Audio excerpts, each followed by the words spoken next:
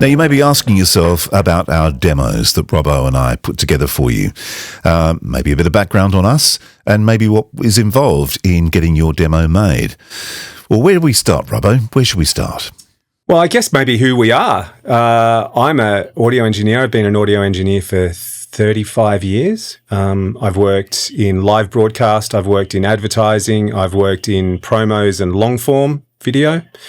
Pretty much done it all, and been around voiceover in all that time, obviously directing and recording. So that's my background, and you know, you've worked longer than me.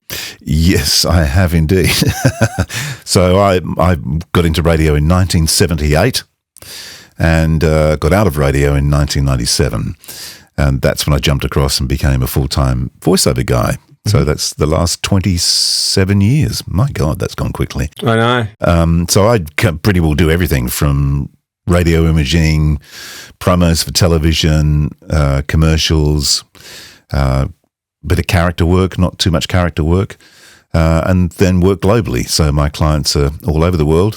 Mm-hmm. In fact, I just got a stat the other day. One of the networks I voice in Asia has 94 million viewers. So there you go. Yeah. Well, and we should say that's probably why it's Robbo and AP's international voice demos, because I work with a lot of radio stations internationally as well. So there you go. So I guess the other thing that people might want to know is our process and why we're so different. And I think we've probably just covered that. I mean, when you come and work with us, you're getting perspectives from two sides of the glass. You're getting me and sort of 35 years of experience of working with creative directors and sitting through casting sessions and all the rest of it, all that experience from my side of the glass. And AP, you've got me being told what to do. Yeah. Yes, that's right. Exactly. Exactly. You get a bit of revenge. Yeah, that's right. That's right. I get to tell you what to do. Yeah, exactly. That's probably the biggest thing, isn't it? Yeah, and the thing is what we do with and I'm not going to get too deep in this, otherwise we'll be here for hours, but basically we'll direct you through a session. We'll find out what you want to do, where you want to take this thing, if you're looking at commercials, promos, animation, whatever it is. Once we've worked that out, we'll get some scripts to you, then we'll do a session. I will get a copy of the session. Robbo gets a copy of the session. We both choose our go takes. We do our own edit without talking to each other. And then we come back. We send those off as marked as A and B. We send them back to the client. Mm-hmm. They can then have a listen, see what they like the best. Then we come back for another meeting, and then we go through the whole thing again. And if we need to do a few pickups or whatever, we can do that in the third session. But it's just an interesting way of doing it, because both Robbo and I will come at this quite differently, because we are on both sides of the glass. Yeah. We've had a couple of clients where one script has had two completely different takes on it. So I think that's important, and it's all sort of based around.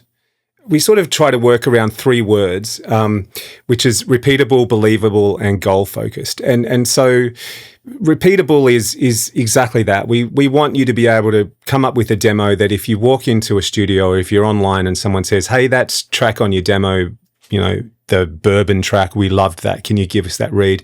You're not there fumbling for it. It's something you can just pull out and produce. And for me, that's one of the biggest mistakes I see on my side of the glass is especially for newbies coming into this who maybe spend a day putting together one track, and that's no reflection. That's just people trying to get the best they can. But when they get in the booth, they can't do it. And they only do themselves a disservice because they're not going to book you again. Yeah, that's right. I mean, you really don't. If you think you're booked for an hour and you're expected to be in the booth for an hour, you're mistaken. They want you out of there as quickly as possible. So you've got to be able to repeat what's on your demo.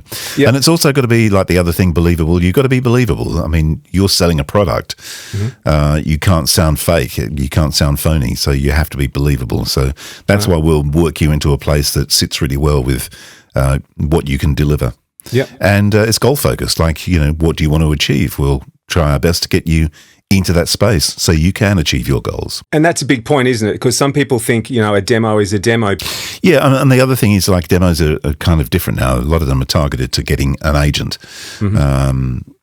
who listens to a demo? I mean, there's so many auditions floating around at the moment.